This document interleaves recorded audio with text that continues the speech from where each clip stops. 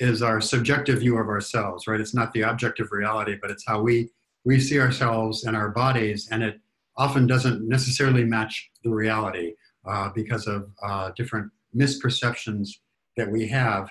A lot of this happens for several reasons. One, it can be early experiences. We may have been shamed by parents, by friends, by peers. I think kids can be especially cruel sometimes with teasing and pointing out flaws. I think a lot of people that I've talked to think that, oh my God, I was such a fat, chubby kid, and they look back at pictures, they're so ugly. They look back at pictures of themselves as kids, they were adorable, but they didn't see themselves that way whatsoever. So I think any kind of shaming, whether it's purposeful or inadvertent, can really set up problems for body image. Sometimes it directly comes from our parents. Early in my therapeutic career, I worked in eating disorders and worked with a lot of women who were struggling with their weight and would recall their parents saying, "Oh, you have such a pretty face," and as if to kind of really diminish everything besides that. And oftentimes as adults, that would be reflected in them having mirrors in their house where they could only see their face without seeing their body, without becoming aware of their body, if they had mirrors at all. So that can be an issue. Sometimes it's our beliefs about ourselves. For example, if I feel that I'm not good enough or have some kind of shame or internalized sense of flaws, that can be a problem. And the final thing I think that's a huge factor these days for both men and women is the pervasiveness of pornography, which has set these kind of unrealistic expectations, not only in just how sex should be, but in terms of how we see our bodies and how we compare ourselves to these people we see on screen. Or the same can be said for advertising images that are airbrushed and manipulated, and we're comparing ourselves in real life to these images that are not based in reality whatsoever.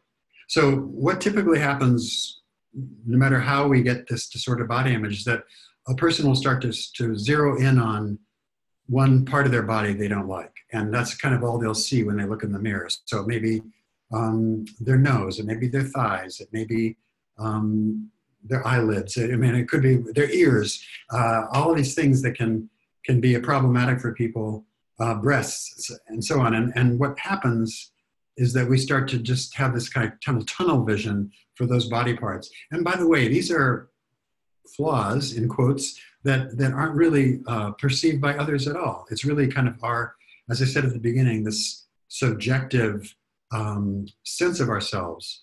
And it can happen, for example, when it's not noticeable to others. I had a client once a man who was a professional bodybuilder, a competitive bodybuilder, and he would come in, and I'm in Florida in the heat, in full sweat gear with his arms covered and his legs covered, and because he was embarrassed about how thin he was, that he didn't look up to par. And it was just a total distortion, but he was unaware of it. He could not see that. So it affects both men and women.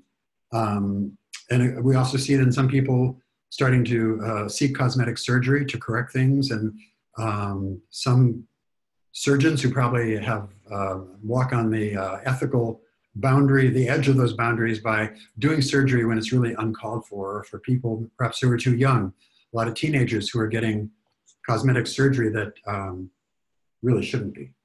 So there's a lot of ways this can happen, a lot of things that can happen.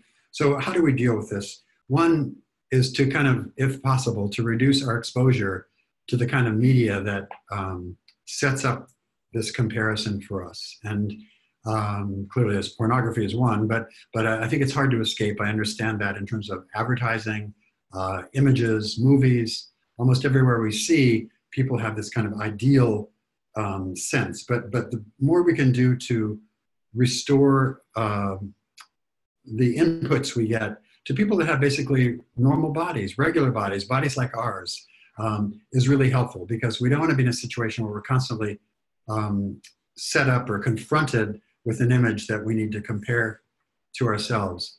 The second step I'd recommend, and it's kind of in the same vein, but that's to kind of be careful who you keep around you.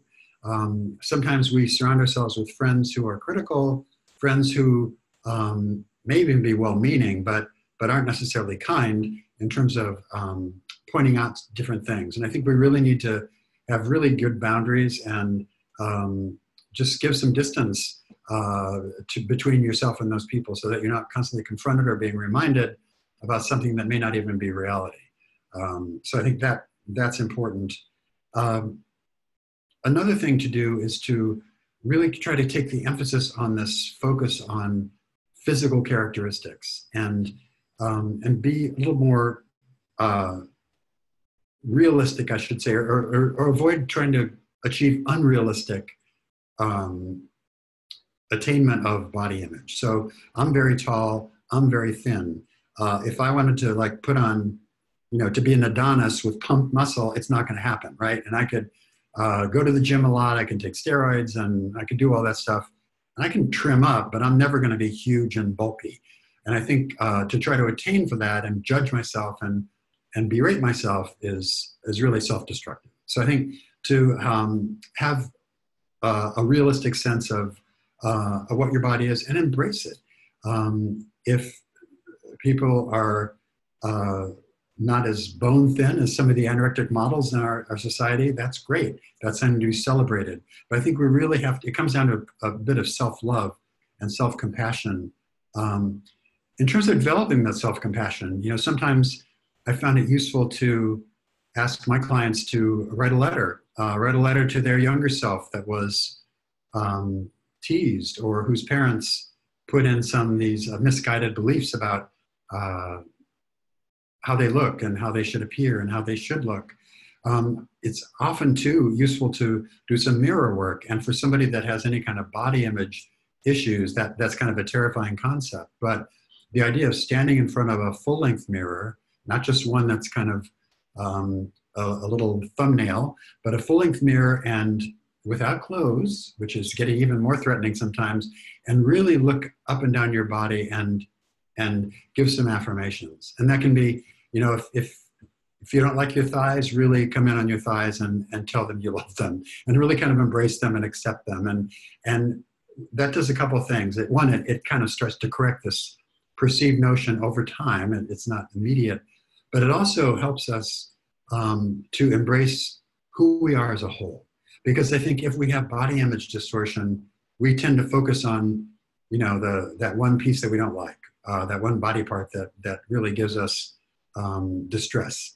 And so I think if we can start to see ourselves as a whole, and not just like other people do, by the way, not just our problematic nose or our hair that never combs right or whatever it may be, but to really see ourselves as a whole person. So that developing that self-compassion, because we are so harsh on ourselves sometimes that that can be really a problem, and keep this thing kind of rolling. We may have been given this, like any shame is kind of taught to us. We're not born that way, but what our beliefs start to keep it going. And so I think we really need to change that belief. And then I think finally, sometimes when we have a body image issue, we focus on doing things to kind of correct it. And I mentioned surgery before. It can be crazy dieting, exercise, all kinds of other things, with the goal in mind of achieving some kind of change in our body image. And that's great if we want to lose weight, if we want to gain weight, or whatever the issue may be. But I think it's useful to kind of reframe our food, our dieting, our physical exercise in a way that has the goal of health, personal health, emotional health, physical, spiritual health, but not with the point or the purpose or the goal of changing some part of ourselves that we don't like. So body image is really just this really big inside job. And I remember when I was working in the eating disorder unit, we would have people who were very heavy and they would lose a tremendous amount of weight. And in my experience, a lot of people that felt they had weight to lose always had some kind of magic number of what they should weigh or wanted to weigh.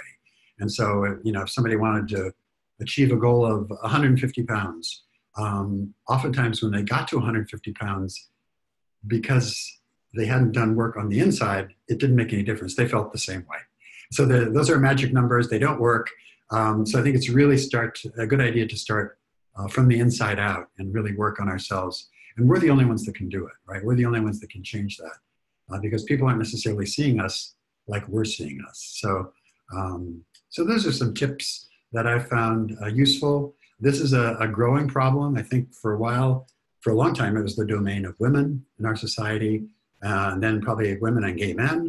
And now I think with the increase in awareness of heterosexual men as well, there's a kind of this image of having the perfect body is now almost universal. And of course, we're told what we should be by countless people looking to make money off those products and techniques and tips. But it all comes down to us and having a nice compassion for ourselves, being realistic about who we are. And by that, I mean really loving ourselves, finding some acceptance in the parts of ourselves that we may think are just horrendous, but aren't necessarily seen that way by the rest of the world. And so it comes down to patience and a lot of self-love. And also I would say one more thing, and that would be getting feedback from trusted people. I mentioned earlier to kind of limit your exposure to people that are critical, to some of the media that is so kind of judging and shaming. But also I think it's important to surround ourselves by people who can be loving with us and honest in terms of saying how they really see us. And that's scary to ask sometimes, even a close friend to share the truth. But in almost every case I can think of when that's happened with clients, when they were able to work up the courage to talk to their friends about it, they were surprised by the feedback they got, and that the person didn't see them the way their critical eye saw themselves. So it's important to do. And those are a few words about body image. I'm open to answering questions about that, or really about anything people are interested in talking about this evening. There are themes, of course, addiction, but yeah. Yeah, if you want to ask questions, again, the easiest and best way to do that is to use the Q&A feature at the bottom of your screen. That way you can ask questions anonymously. I want to add one little thing to what David said. My friend Charlie, who he's a gay man, and he's a chubby chaser is the term. And he actually founded an organization called Mirth and Girth many years ago for men who like larger men. And he jokingly says there's a lid for every pot. And he's right. Whatever we look like, somebody out there thinks we're hot. Now, that said, we all have body, or at least I certainly have body issues. And I wanted to start you off, David, with the question about, for me, my self-esteem is heavily tied to my body image, which is not good. And I find in my experience that I have tried to boost my self-esteem in some not so helpful ways. And I was wondering if you could talk a little bit about what you've seen over the years in terms of people engaging in regrettable behaviors related to their body image. Right. That's a great question. Yeah, there's many ways that people can do that. One, I've seen people get really sick through excessive dieting, where they become basically malnourished or have some other kind of liver or kidney issue that can come from really extreme efforts at weight control. I've had clients who had an exercise addiction, basically trying to control their weight. I remember at that same eating disorder unit, we did both bulimics and bulimorexics and the whole range. We had a young woman in there who was terribly concerned about gaining weight and would do compulsive exercising to do that. And this is a residential treatment center, we would find her, the staff would find her, doing jumping jacks and push-ups and stuff at all hours of the night because she just couldn't resist doing that. So, and she actually hurt some of her joints and did some problems there. I think it's not unusual. I live in I live in Fort Lauderdale, which, like Palm Springs, has a lot of gay men. And I was at an event over the weekend. I thought, my God, is everybody on steroids in this town? Because everybody was like unnaturally kind of inflated, like the Michelin Man. And I thought, that's just not healthy, you know, for a lot of people. And when I've talked to clients who've done that with steroids, again, it's like the woman who tried to find the magic number of losing weight. If the inside hasn't changed, they're still not going to be satisfied. So I think people do a lot of damage with exercise, with steroids, with dieting, with different kinds of supplements. And I think also, I didn't mention this before, but there's issues sometimes with validation and how we seek validation. And I think sometimes people, instead of, again, finding that validation from within or from loving close friends, they'll seek validation in the wrong ways by seeking someone who's unattainable and then feeling rejected, seeking just the wrong person. And like any, I guess, sugar high, right? That stuff feels good maybe for about 10 seconds, and then it wears off. And so I think there's this constant frustration with some of the ways people seek to get that satisfied. Do you see that playing into relationships? People who are in relationships still seeking external validation, even though they have a loving partner at home, or people not getting into relationships because they feel so badly about themselves and turning to porn instead, or something like that? Yeah, both of those. It's oftentimes in relationships, I think people find that their husband or their wife he or she kind of has to love me, and it's somehow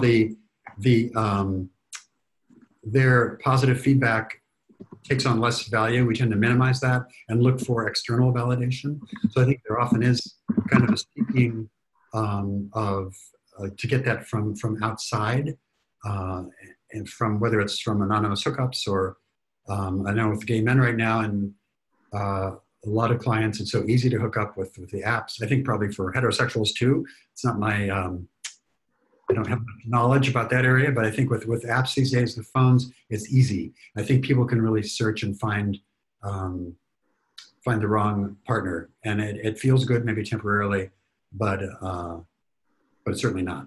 So I think seeking relationships. What was the other part of your question, Scott? Because I had a comment and it just escaped me. Yeah, I was talking about people who would be in relationships but still seeking sexual validation versus people who avoid relationships altogether and maybe just hang out with porn.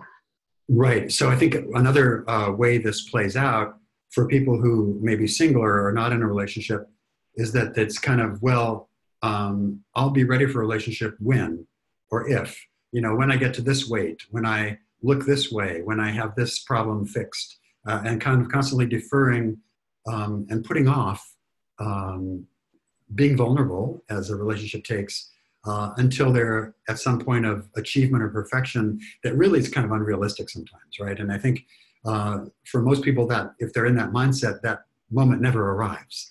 It keeps kind of getting put off in the future. I think that can result in a lot of loneliness for people that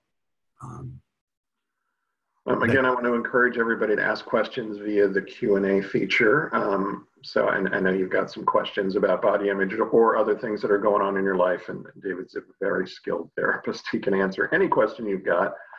You mentioned earlier about how a wife or a girlfriend might feel, what happens to her body image when someone she's dating cheats or looks at porn. What does that do to her? What does that do to a relationship? And what can be done, to restore her self-image or to get it back to reality? Right, that's a great question. So I think it's a very common phenomenon where there's been some kind of betrayal in a relationship that people take responsibility when they shouldn't. A wife may take responsibility for what happened.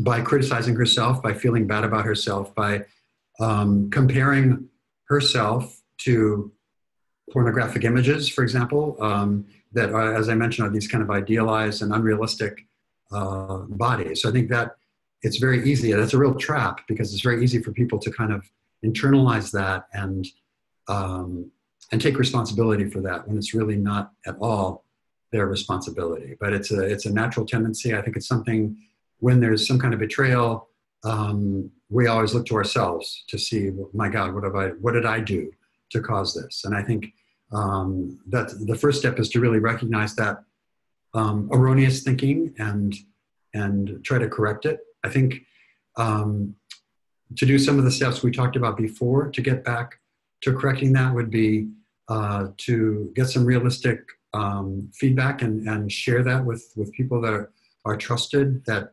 can be supportive and realistic. And I have found with all addictions, but including with partners of addicts, that any kind of group process is really important. And so I think a support group or a 12-step group where they can get feedback. I, as a therapist, can tell somebody all day long what they should do, but I think it carries much more weight and power if they hear feedback from peers in a group setting. It has a lot of power, and I think that can be a real corrective experience.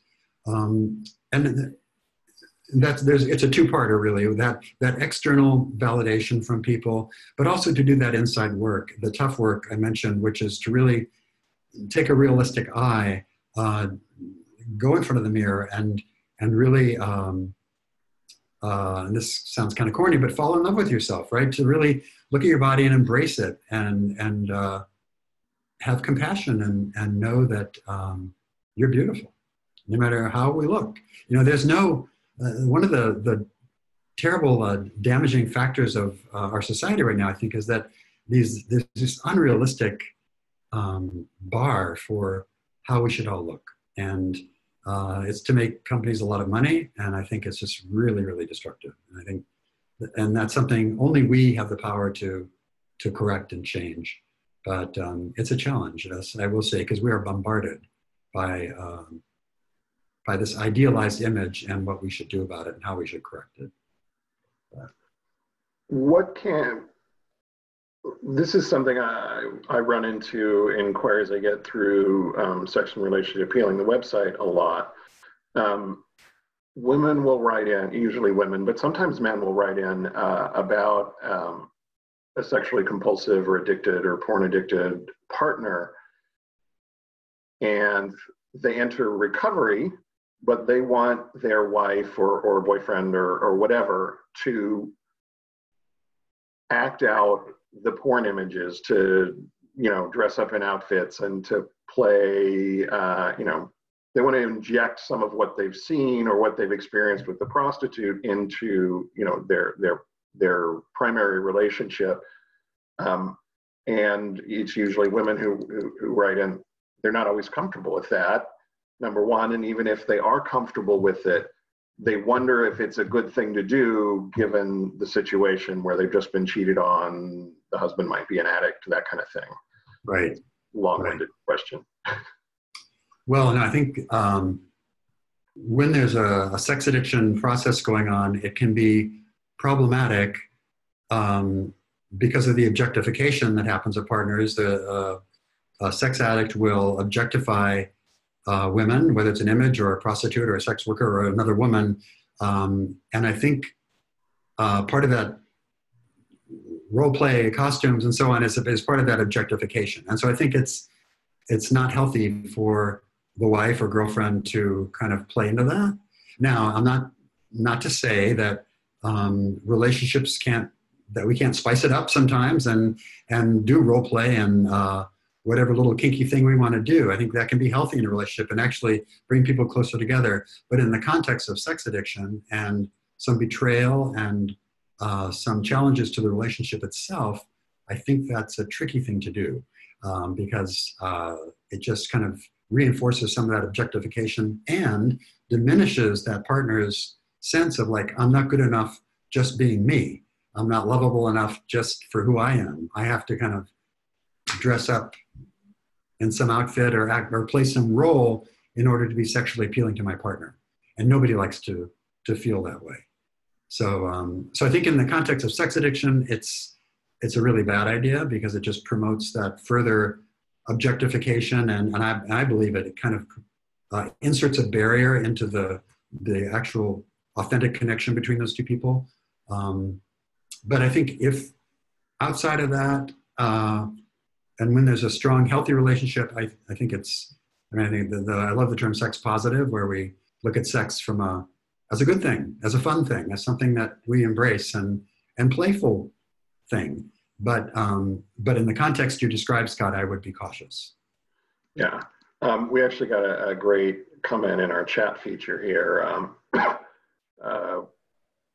A woman says her husband is a porn addict. He's sober for about a year now. She says she was heavy when they met. Then 5 years ago, she sobered up and lost weight. He was already ignoring her before she lost the weight. But after that, he outright rejected her. Her breasts went, she says, I lost my breasts, and that was what he said was my best feature before I lost weight. He has gotten better, but he used my insecurity against me by looking up porn with abnormally large breasts after I told him I felt rejected. Is that something you see or hear about? Yes. And I think there's kind of this, I guess I would say it's unkind, but I think it's part of this addictive process where, to me, the kind of looking at abnormally large breasts, and maybe that was his little particular fetish before, but I think that certainly is kind of a hostile thing to do to one's partner, especially if there's been that concern expressed before. So I think that's an issue where some communication, perhaps in a therapeutic couples counseling kind of situation, might be helpful for that, because there's some hurtful things going on there. I will say too that oftentimes we have arousal templates, every one of us, where we have this little map in our heads of who we find attractive, and those can change. They're not for most people not totally rigid. They can be quite flexible.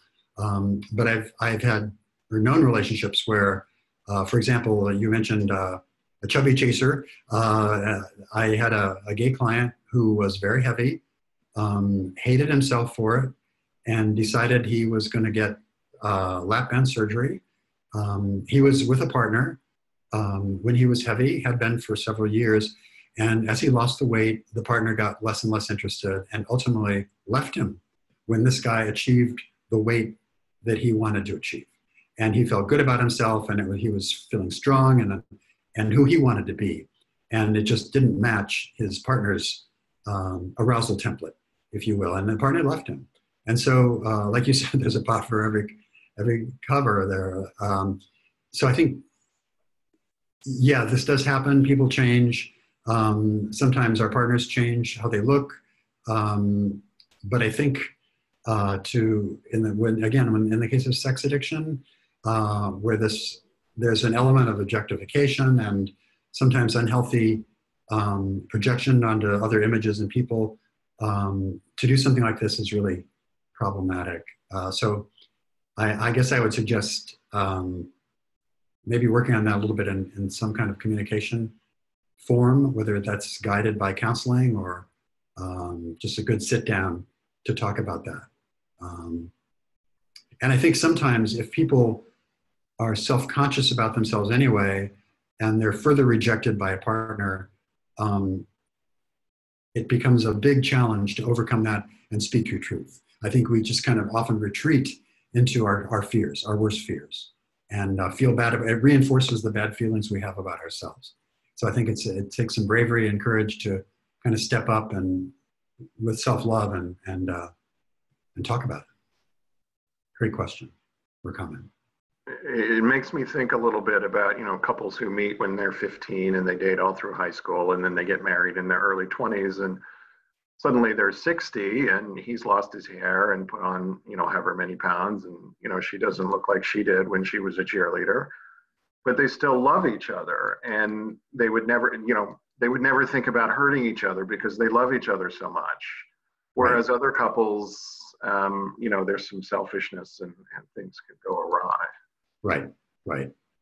I think there's an element of acceptance there, right? Self-acceptance and acceptance of your partner. And aging happens.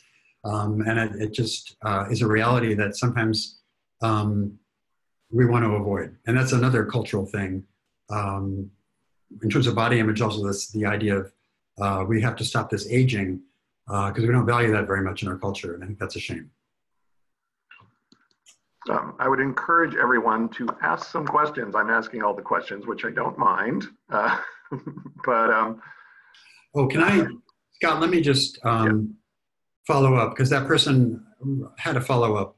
Yes. I talked about it in marriage counseling. Her advice, the counselor's advice, was to watch porn together after she knew he was a porn addict. Okay, I don't do this very much, but I think I would lose the therapist. I think that's really bad advice, because that, to me, the counselor is someone who doesn't understand the issues here whatsoever, and that's really does much more harm than good. Because again, it's certainly not accepting you for who you are, right? It's just trying to drop into the objectification and fantasy, and basically what happens, I think anytime people watch porn together, and it can work, but I think people kind of lose themselves. The porn becomes the third partner, right? And people lose, I believe, the intimate connection between themselves because they're connected to the porn. And yeah, I think that's a bad idea. I usually couch things. I'm not going to couch that. Yeah. We should make it clear that, and I think David and I are in agreement on this, there's nothing inherently wrong with pornography. It's what people do with pornography. It's like alcohol. It's not the alcohol. It's what we do, when we drink it, and, how much we drink and the decisions we make and things like that. Right. But on the heels of that, porn is ubiquitous. It's free to access. It's everything you can possibly imagine is out there. And I suspect some of our people attending today are parents who have kids, especially boys. The average age of first use for a boy these days is 11, and that's intentional first use. What is this doing to their own body image and to how they view whomever it is they're attracted to? Yeah, that's a really important comment, because I think what's happening with this very young age of pornography, and if you just think about where we are today with, I'll just say I'm old. In my day, it was magazines, right? And you had to go and you had to put on your clothes and your shoes and a coat and walk out and buy a magazine, which was embarrassing and humiliating, and pay for it and go home and hide it under the mattress, right? Times have changed. Porn is accessible, as Scott, it's cheap, it's personal, it's private, it's on our phone, it's free. And I think that has been a huge cultural shift for us, and it has consequences. It has consequences in how young men perceive women, and how they perceive women should look, and how their girlfriends and later their wives should look. They're comparing to this unrealistic expectation. It has really skewed not just body image, but sex, what we think of as sex, these kind of wild acrobatic activities that really kind of set an unrealistic expectation for what sex is like. And also in porn, it's really devoid of intimacy, right? Sex is one part of this connection of what intimacy is. And I think that's nowhere explored in porn.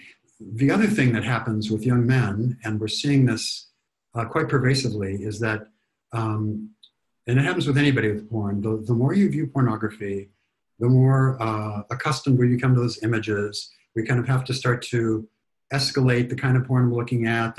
We become used to the number of images, one after the other, so that being intimate with a single person is not arousing after a point.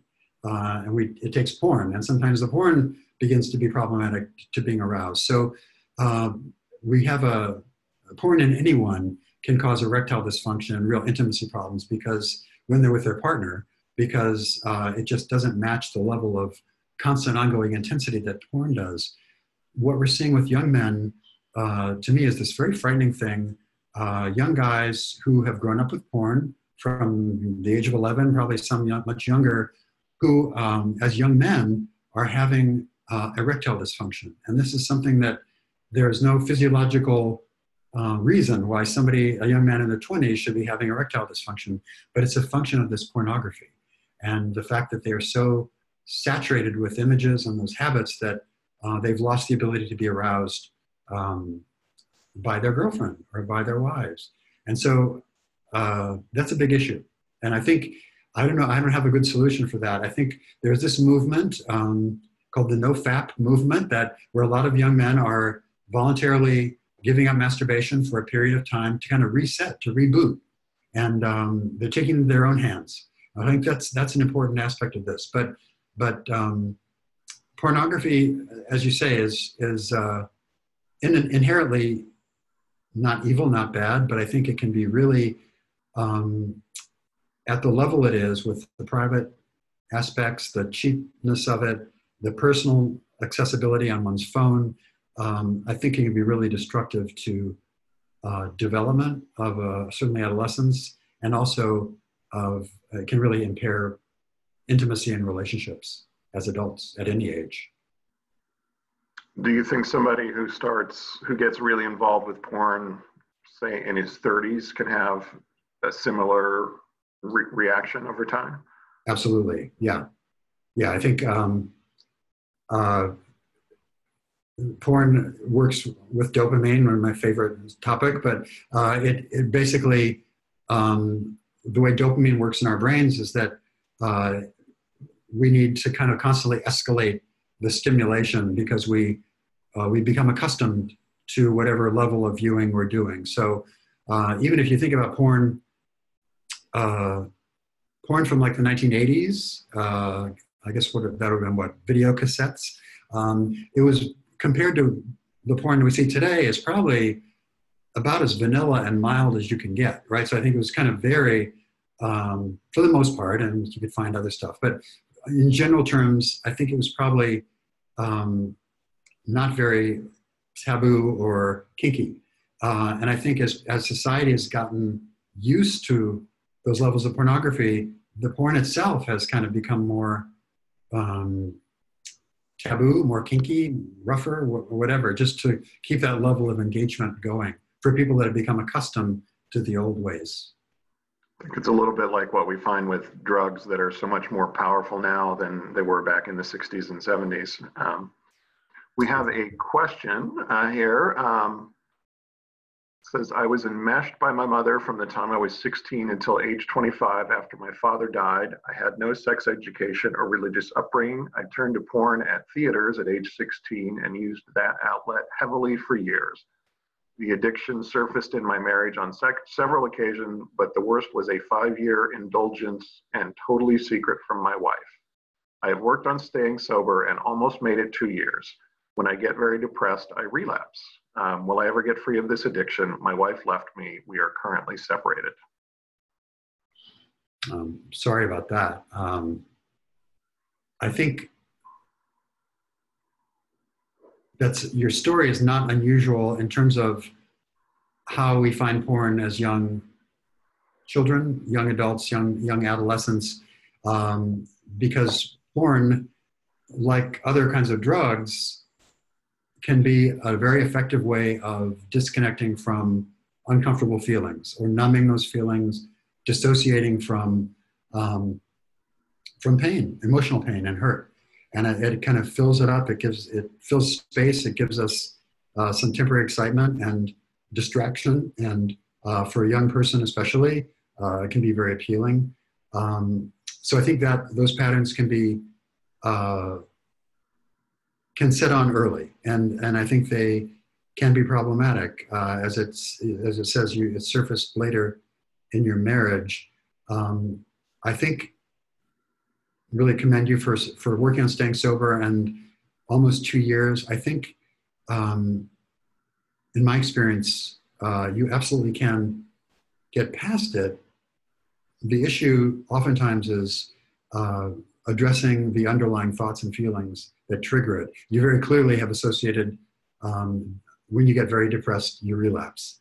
And so I think really the work is to look at some of those feelings, find ways to deal with them appropriately, get support for yourself, use your recovery groups to get that support, because there are going to be times in our lives that we have uncomfortable feelings, and including depression. And I think at those moments, we kind of turn to old comfortable ways. And especially I think with, I'm not sure how serious your depression is, but if we get more intense depression or anxiety, we kind of tend to regress a little bit. So our coping mechanisms tend to backslide, and we maybe lose some of the strong adult recovery skills we have. When our moods are really low, we can kind of go back to the old basic ways. And then in your case, that includes pornography. So I think to really look at how you can deal with the depression in healthy ways, to feel it, to address it, to release it, and not be self-destructive with that. But I think I do a lot of work with clients who are experiencing stimulant disorders, stimulant misuse, and porn is very much the same way. And that is that once we create that neural pathway and have an attraction to porn, it's kind of in our brain forever. And that's the bad news, is that doesn't really go away. So that if we want 5 years after recovery, 10 years after recovery, if we kind of indulge in that, it's going to come to life again. The one way we can, I think, avoid that is to work on healthy relationships, work on other ways of dealing with the pain, the uncomfortable thoughts that we have. I compare it, and I may have used this before in these webinars, but I compare that pathway to porn in our brain that stays there as like a path in the woods. And if you don't walk down it, it's going to get covered over, and it's not necessarily going to bother you, although it's still going to be there. And if we tend to walk down it or go down it, it'll come to life. And so I think to really check the motivation, check the triggers and cues, and be aware of that. The more we indulge it or even think about it or tempt it, the greater there is, I think, an inevitability that we're going to indulge in it. It's kind of like playing with fire. So best wishes to you. I would mention, you mentioned mother enmeshment. There are a couple of good books by a guy named Ken Adams. One of them is Silently Seduced, and I think the other one is actually for wives of men who were enmeshed with their mothers, called When He's in Love with His Mother or something like that. Do you know the title? That's pretty close, yeah. Okay. But Kenneth Adams, and he talks about the other term for it is covert incest. And what happens is it's more of an unhealthy emotional connection where one of the parents turns one of the childs into a surrogate partner, usually because, you said your father died, or, one of the parents is addicted and is just not present, or mentally ill or something like that. A child gets pulled into an adult role that feels very, very uncomfortable and does a lot of long-term damage, case in point. So I would encourage you to pick up definitely Silently Seduced, and the other book for women involved with men like that. You said your wife left you. I would encourage you to maybe gift her that book. Yeah, great point. I think that kind of boundary crashing is really a terrible form of abuse that has long-lasting ramifications that does need to be addressed. So yeah, good point. Great point. Do we have any other questions from anybody? We've got about 10 minutes left. So if you've got a question, type it in. I wanted to introduce to everybody Miro Roski, who's going to be alternating weeks with David. So Miro, I hope you're on video because I'm going to try to put you on video. You should be coming online. There he is, sideways. It took me 15 minutes to finally make my way around Zoom to get you. So I'm really sorry that I missed your introductory comments, but I've been watching intently, and I'm glad that I finally got on. Well, I just wanted everybody to see your face. Your first session is going to be next week at this time. Yes. Okay. Wednesday at 5 p.m. I believe. Okay. And you want to tell people a little bit about what you're doing, or do we know yet? You know, I'm not going to make anything up because I'm really not sure what I'm going to be talking about, but I promise that I will be prepared with something. All right. Thanks. I'd just like to say, Miro's a friend and a great therapist too. And what we're trying to do in this space is to create an addiction-themed event, whether it's this webinar or that kind of webinar that Miro will be doing. So every week there'll be something. Yeah, I think I'm going to be doing more. I think I'm going to be doing more of a drop-in group, but I'll talk to you tomorrow, David, and you know, we'll figure it out. Okay. Just to clarify for everyone, webinars are where you pretty much only see the host. Drop-in groups, everybody's visible. It's a much more interactive situation.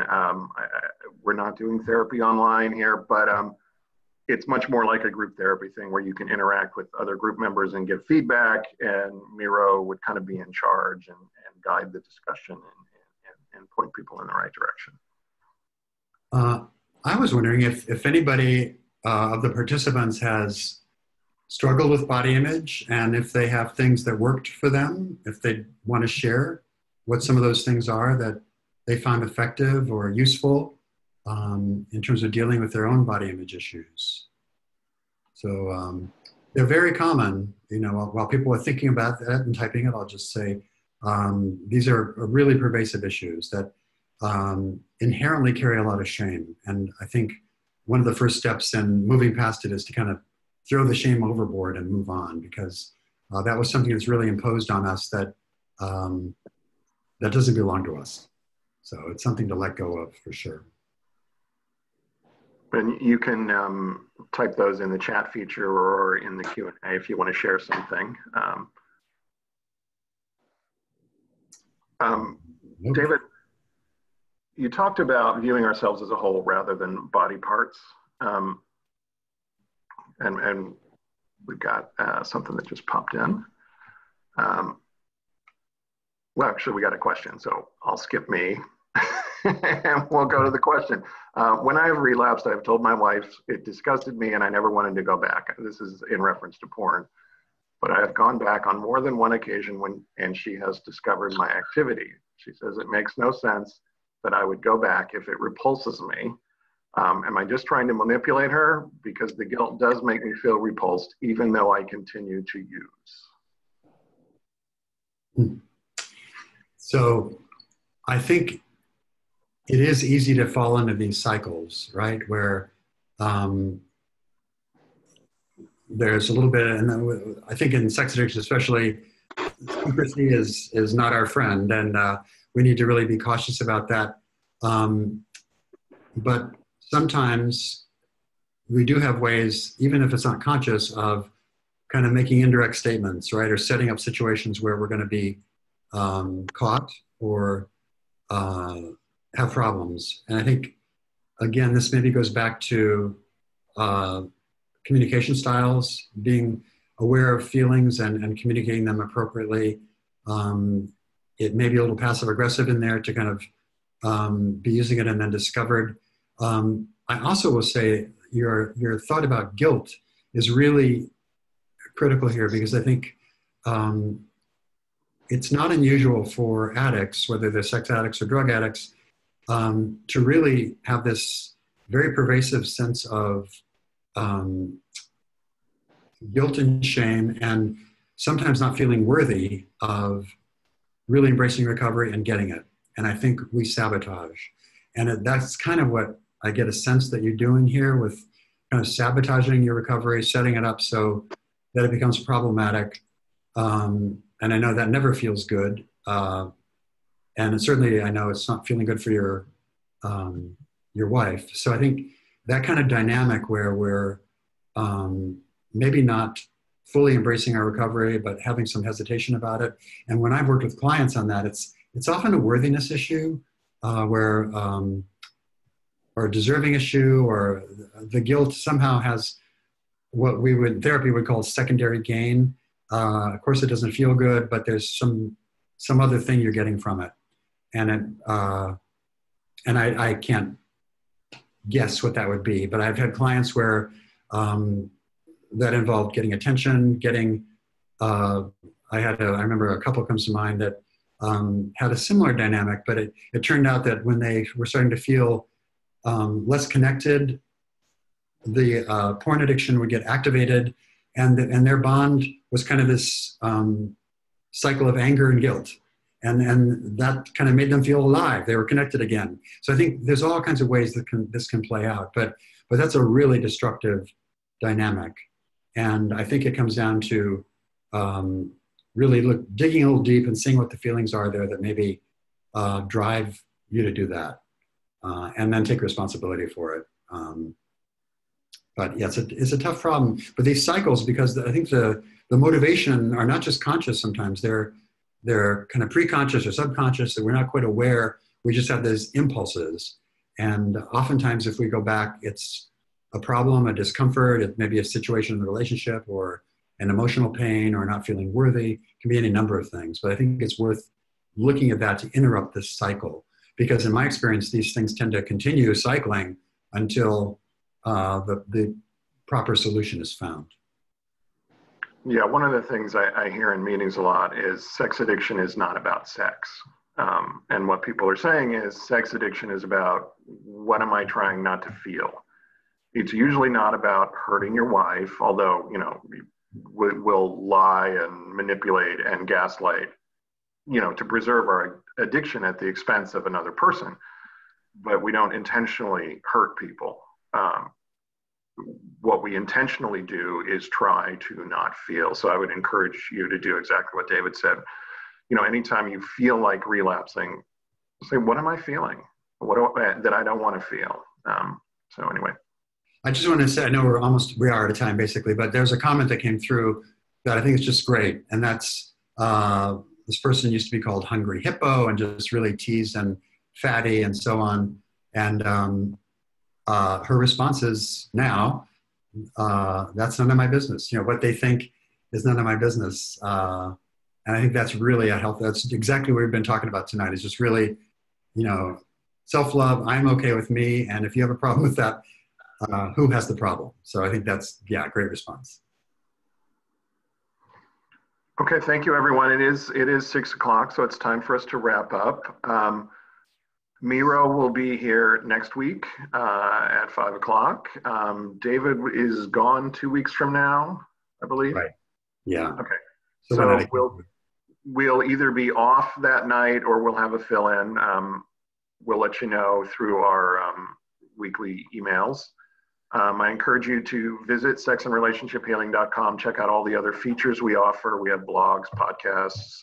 We put past webinars up so you can see them if you want to. All kinds of good stuff. So check out the site. David will be back in 4 weeks, pretty much. Nero will be here next week. And hopefully you will all be as well. So thank you, everyone, for coming. Did you want to add anything, David, before we go?